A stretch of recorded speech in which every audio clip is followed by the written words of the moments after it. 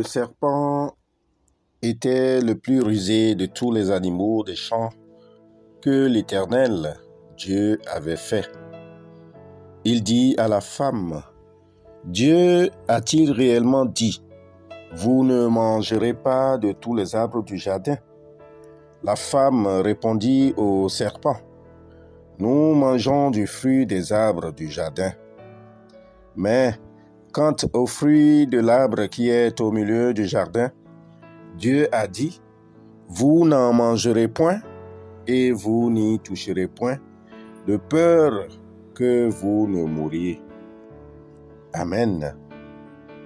Comment déceler les ruses du diable? Le livre de Genèse au chapitre 3, le verset 1, 2 et 3. Dieu donna le pouvoir à l'homme de dominer sur tous les êtres vivants et il le plaça dans le jardin d'Éden pour cultiver et le garder. Dieu trouva que l'homme avait besoin d'une compagne et il fera la femme comme aide semblable à ce dernier. Parmi tous les animaux, le serpent le plus rusé séduit la femme, Ève, que Dieu avait placée à côté de Adam. Cette dernière succomba à la tentation de la désobéissance et il désobéit à l'ordre divin. En effet, le serpent symbolise le diable, le père de la confusion et du mensonge. Satan engagea un dialogue rempli de ruses et de polémiques avec la femme, ce qui entraîna la chute de toute l'humanité. La méditation de ce jour attire ton attention sur le mode opératoire de Satan, le prince du mensonge et de la controverse.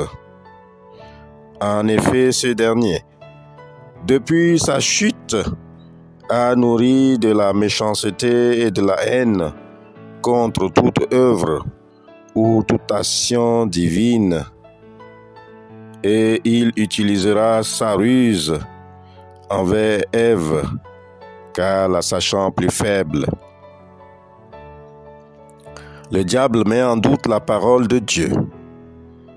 Il parle de tout arbre du jardin pour engager un dialogue pernicieux qui engagea Ève aussi dans une interprétation fausse de l'ordre donné par Dieu concernant l'arbre à ne pas manger. Celui de manger de tout arbre, sauf de l'arbre de la connaissance du bien et du mal.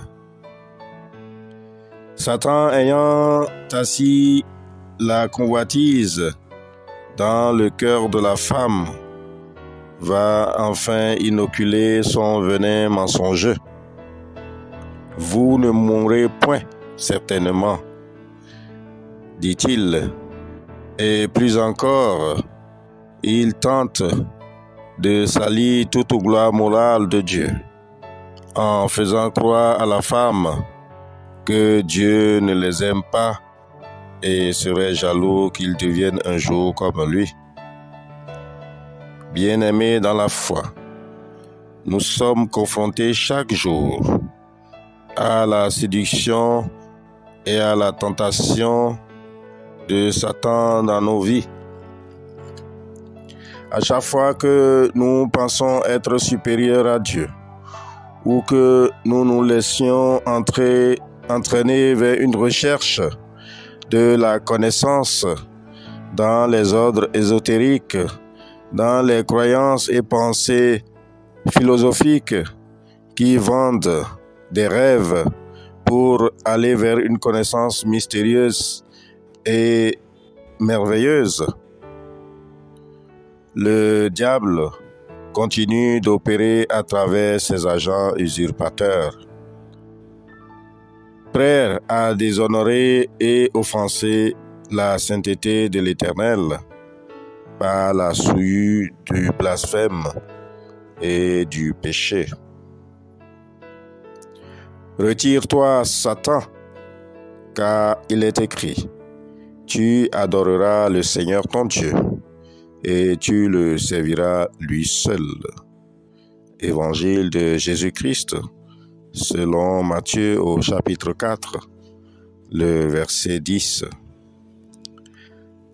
Jésus a vaincu le diable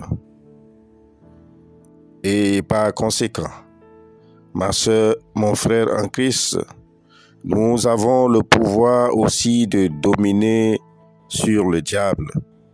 Nous avons le pouvoir de nous affranchir de sa ruse et de sa servitude. Et surtout, nous avons l'intelligence par le Saint-Esprit de détecter sa ruse bien avant notre chute. Prions que par le nom de Jésus-Christ, par sa mort glorieuse sur la croix, nous soyons capables de détecter et de déjouer les ruses de Satan et de nous affranchir de toute domination venant de lui. Père céleste, toi qui as établi ton autorité sur toute domination satanique, nous te prions ce jour, par le pouvoir glorieux de l'œuvre de la croix, nous te prions de nous établir aussi sur toute œuvre de Satan et sur toute son armée, afin que nous soyons victorieux à tous égards.